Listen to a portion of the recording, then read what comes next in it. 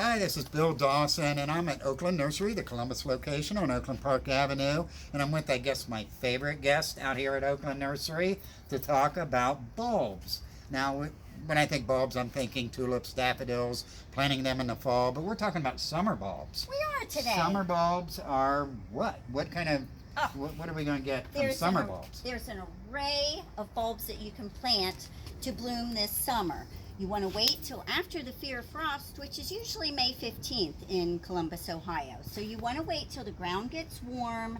You know, usually 60 degrees is what they prefer, and that's what we have to do, is give them what they prefer. So what kind of bulb is that? Oh, you stinker. This is an elephant ear, and there's a couple different sizes of elephant ears. This is one that will grow, leaves up to 4 feet long. Elephant ears get about 4 to 6 feet tall, sometimes even taller. Here's an example of a couple different elephant ears here, and look at how dramatic those are. They're beautiful. Now those like partial shade, you could put it in full sun, but you're going to be watering constantly, and their leaves may burn. So it's best to put it in a shade. You get these big dramatic leaves. We've got some other bulbs here. I love dahlias. Dahlias, just you get such a variety and beautiful flower heads on those. They're just the dahlia. Gorgeous. This is what you're going to plant to get those beautiful flowers. You want to go about 4 to 6 inches deep in the soil. Don't keep them too wet. They don't like soggy soil. Make sure it's well drained. You'll probably see these start coming up just depending on the weather. You know, the warmer it is, the faster they're going to grow. June, July, and then they're going to start blooming all summer long. Cannas, again, another big dramatic leaf, and they grow to 4, 6 feet tall as well. Let's see the tuber there. That's the tuber for the canna. Now this you can plant any which way. Again, you know, go 4 to 6 inches deep. They're going to grow. These can also get about 6 feet tall, but they're going to flower all season long, just like the dahlia.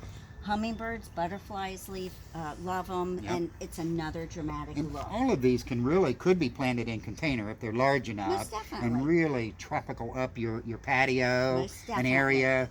Plant them among your flowers, and you've got this great tropical feel to it. So that's great. Planting bulbs in the summer, so you have that. One thing you do need to do at the end of the season, you've got these tubers, and after the first frost, you're going to have to dig these and store them. So you dig them up, let them air dry for a few days, and then put them in sawdust or a peat moss and keep them in a cool, dry place that's not going to freeze, like your basement or a garage if it's somewhat heated. But you can't let them freeze. And then you've got them for next year. So now I've got to answer a couple gardening questions. So we're going to run over here to where we've got a tree that we're going to mulch. 2 of the gardening questions that I got one was my spring bulbs. We were just talking bulbs, but my spring bulbs are done. And the flowers are done. I've got all this foliage, and it looks kind of weedy. So what do I do with that foliage? Another is mulching. What's the best way to mulch and the best way not to mulch? I want to show you a couple things really quick. So let's talk mulching first. So you're going to get in here, and you've got a tree, and if it's already got a little bit of mulch on it, you want to get in there and scratch it up a little bit. Pull any weeds. These are actually bulbs, so we're going to leave that for a minute. But just scratch up so you're getting some air around the roots. And then I'm going to add my mulch. And like I said, I want to show you, what not to do. Sometimes you'll see, I won't say any names, Kroger's or Myers or one of those stores, and you see the mulch piled up against a truck, and it looks like a volcano. That is not the right way to mulch. Do not mulch up against the trunk like that. You've scratched out your mulch, you've done your weeding, pull that mulch back, make a nice circle. You can edge if you like, but most importantly is you're creating a little moat here. Just about 1 inch around the trunk is okay, but most of your mulch is going to go here on the outside ring, and about 2 inches thick to 3 inches to the outside edge to keep weeds down and keep the moisture in. But if you have it stacked up against here, you're going to rot the trunk. you're going to promote too much rooting at the surface, and this little dish here will also collect all the rain, and that water will go right down to the root. So that's the proper way to do a nice mulch ring around your trees. Bulbs here.